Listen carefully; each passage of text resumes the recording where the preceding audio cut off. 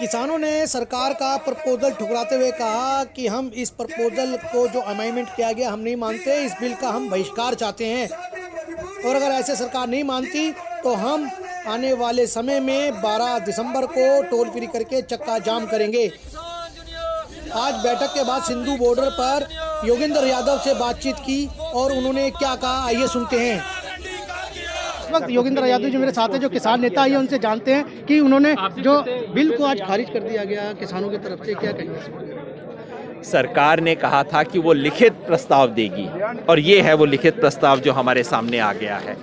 3 बजे के करीब आया, हमने सब ने मिलकर इस प्रस्ताव को पढ़ा और हमारी सबकी जिसको पढ़ने के बाद इतनी निराशा और अपमान बोध हुआ। निराशा इसलिए, एक मिनट अब आप सुन लीजिए। जी जी जी जी। निराशा इसलिए हुई कि इन सब प्रस्तावों में कुछ भी नया नहीं है। जो सरकार कई दिनों से प्रोपेगेंडा कर रही है, सरकार अपनी पब्लिसिटी कर रही है और 2-4 बिंदु के ऊपर सरकार कह रही है कि ये हम छोटे मोटे संशोधन कर देंगे। अपमानित इसलिए महसूस होता है कि इतने देश के किसान आके खड़े हैं, लाखों किसान यहाँ हैं और आप उनके साथ बात भी नहीं कर सकते, उनकी बात सुन भी नहीं सकते। वो जो कह रहे हैं कि खारिज करो, ये बात सुनने को सरकार तैयार नहीं है, इसलिए अपमान का बोध हो। तो योगेंद्र जी, आपका अगला कदम क्या होगा? किसानों का अगला कदम क्या है? बिल को खारिज कर दिया, सरकार की बात नहीं मानी, अगला कदम क्या? आज की बैठक में क्या निकल के आया किसानों की तरफ से? सर्वसम्मति से फैसला किया गया है कि आंदोलन को आगे बढ़ाया जाएगा। इसमें राजस्थान और हरियाणा, दक्षिण हरियाणा के किसान जो अभी तक जुड़ नहीं पाए हैं वो भी जोड़े जाएंगे। 12 तारीख को पूरे देश में टोल फ्री कर दिया जाएगा। प्लाजा को, जितने भी टोल प्लाजा हैं वो फ्री रहेंगे।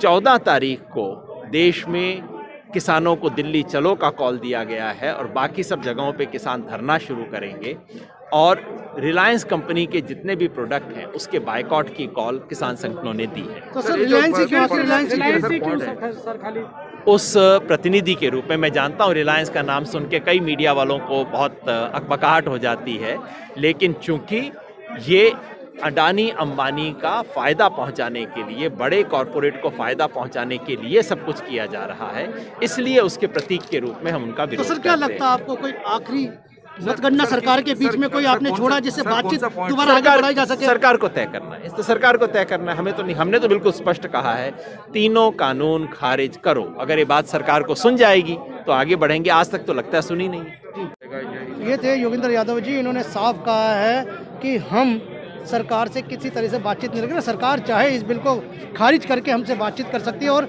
इन्होंने ये भी कहा कि आने वाली 12 से 24 तारीख तक हम एक बड़ा आंदोलन करने जा रहे हैं और जितने भी हाईवे जो बचे हुए हैं उन हाईवे को भी हम ब्लॉक करने जा रहे हैं। और साथ साथ इन्होंने ये भी कहा है कि जो अडानी ग्रुप की जो सिम चल रही है, जियो की और रिलायंस की, उनका हम लोगों को कहेंगे कि इनका बहिष्कार करें।